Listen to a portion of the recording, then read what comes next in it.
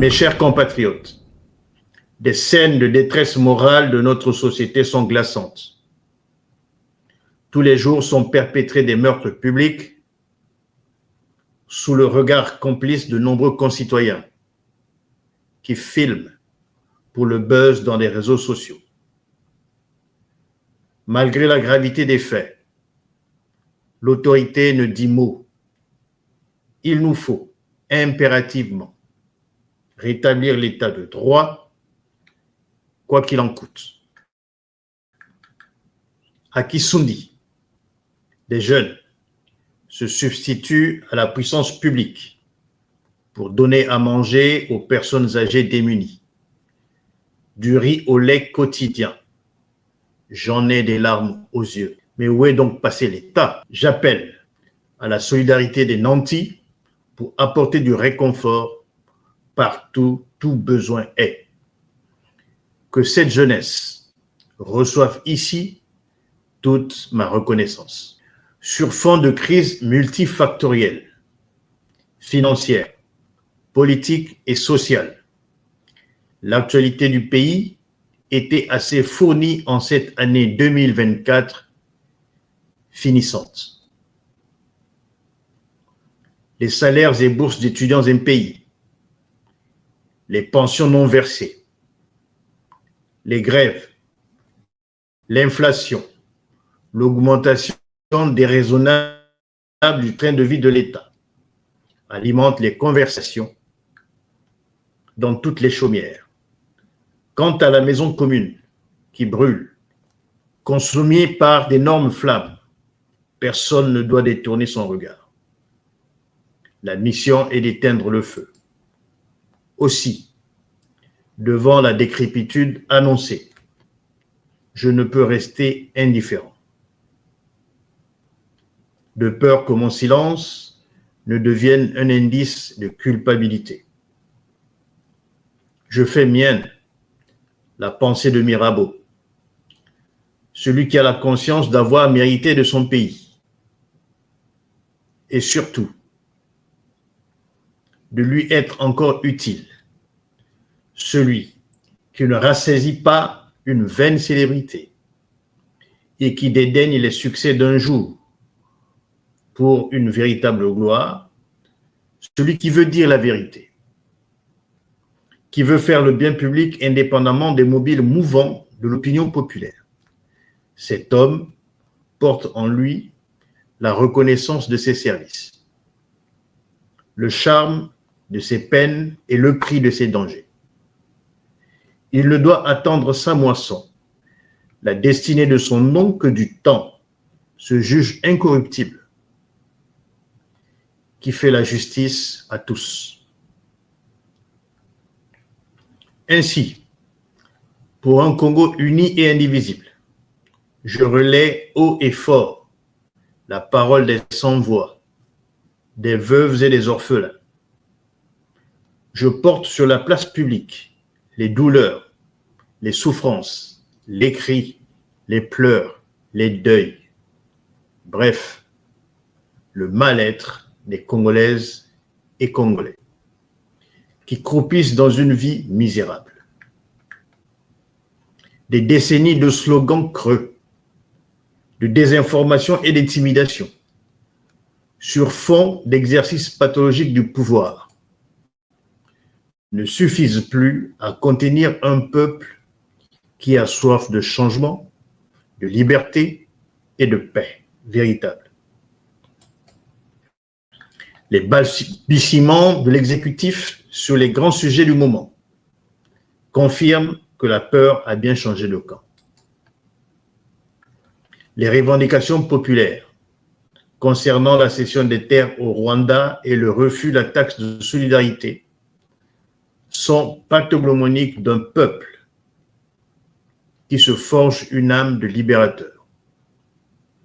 Peuple abusé hier, aujourd'hui conscient et mûr, je t'encourage dans cette voie. Le changement est une construction commune fondée sur une révolution mentale. La liberté est une conquête et non une manne tombant du ciel. Enfin, la paix n'est pas une simple absence de crépitement d'armes de guerre, mais elle englobe le mieux vivre pour tous. Les discours dont le pouvoir abreuve le pays sont conjugués au futur, avec une rhétorique bien choisie, à savoir avenir, espoir, espérance, vivre durement aujourd'hui pour mieux vivre demain. Congo émergent en 2025, année de la jeunesse. Ils ne sont jamais traduits dans les faits et demeurent utopiques. Le peuple veut vivre, mais ensemble,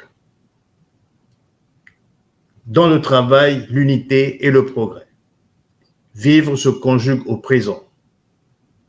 Le peuple rêve en chœur de la réalité de son hymne national.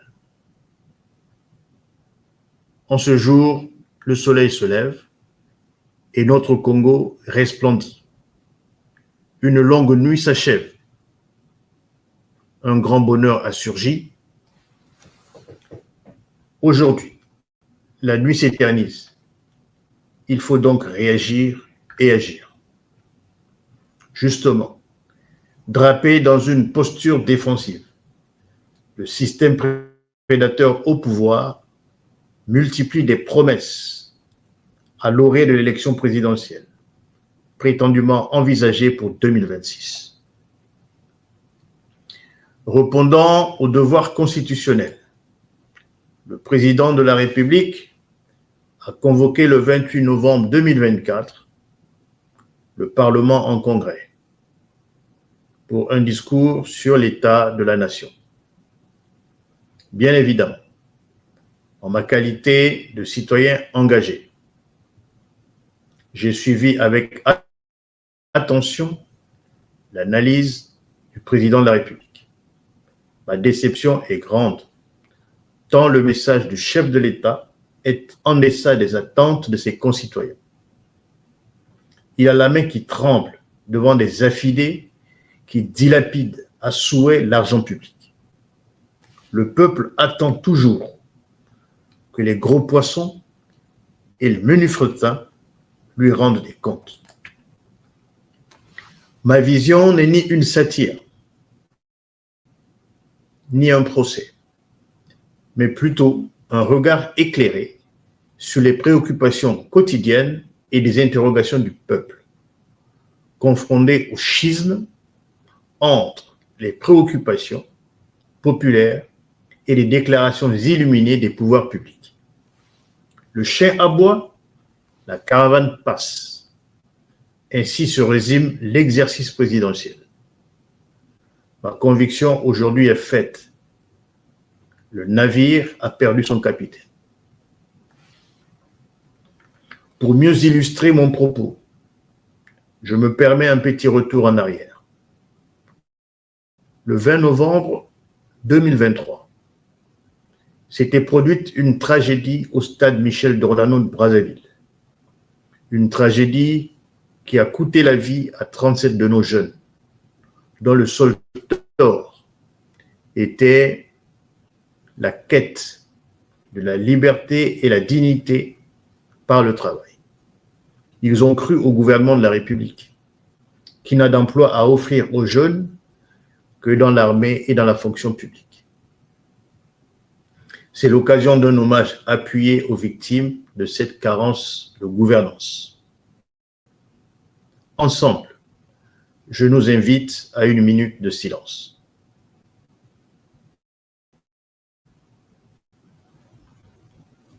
En occultant cette séquence sombre de la vie de la nation, le chef de l'État livre au peuple une fresque peinte dans l'ivresse du pouvoir. Il sait qu'il ment. On sait qu'il ment. Il sait qu'on sait qu'il ment. Mais il continue de mentir.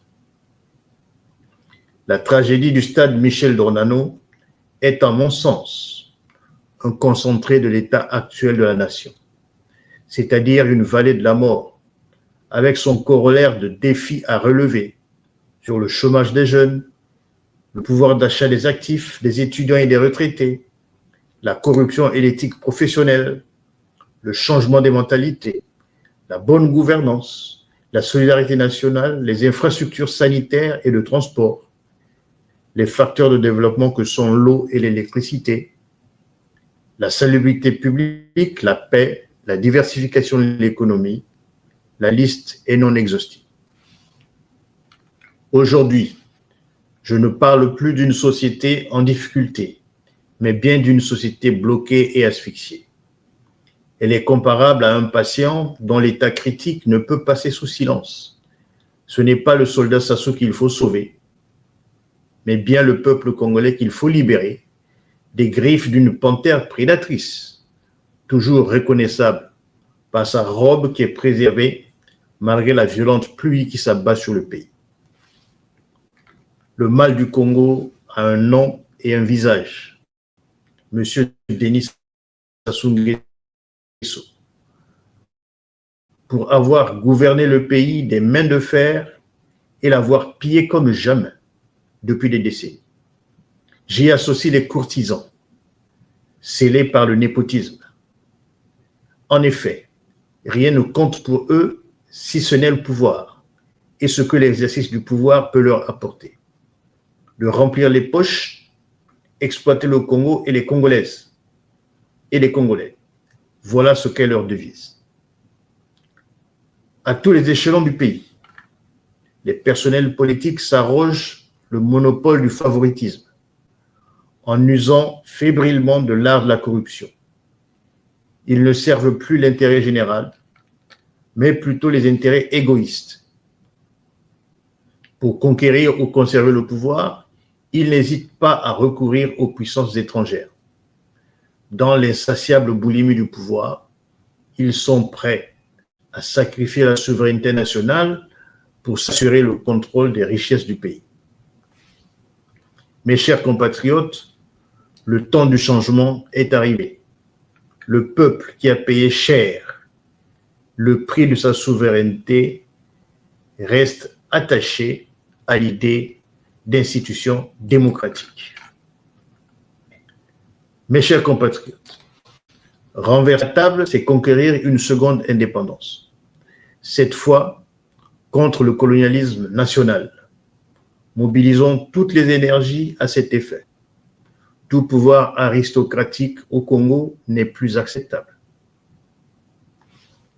Un sage a dit, notre liberté ne nous vient pas d'un César. Elle est une bénédiction reçue de Dieu lui-même. Nous l'avons reçue en naissant. Mettre cette liberté au pied d'un César, alors qu'elle ne nous vient pas de lui, que nous ne lui en devons aucune reconnaissance, serait un acte indigne de nous, qui dégraderait notre nature elle-même. Ce n'est point le rideau de fer du PCT, devenu rideau de bambou, perméable et bruyant de toutes parts, qui freinera la marche en avant du peuple vers la liberté. Toutefois, la condition sine qua non en est l'unité des forces vives. L'objectif aujourd'hui n'est pas de présider ou de gouverner, mais plutôt de servir un peuple épuisé qui s'interroge sur les motivations de sa classe politique, particulièrement celle de l'opposition. Elle doit être une chance pour le Congo, et non le Congo une chance pour elle. C'est ensemble que l'on gagne, et c'est ensemble que l'on gouverne. Je nous invite à un engagement commun pour écrire ensemble la nouvelle page de l'histoire de notre beau pays, le Congo-Brazzaville. De la diaspora au Congo profond, vibrons tous ensemble, comme le feraient les poils d'un chien, se dressant ensemble et se couchant ensemble, selon la sagesse Congo. Je lance un appel pressant pour une vaste convention des forces vives à réunir sans délai. Quoi qu'il en soit, malgré nos difficultés, malgré notre misère,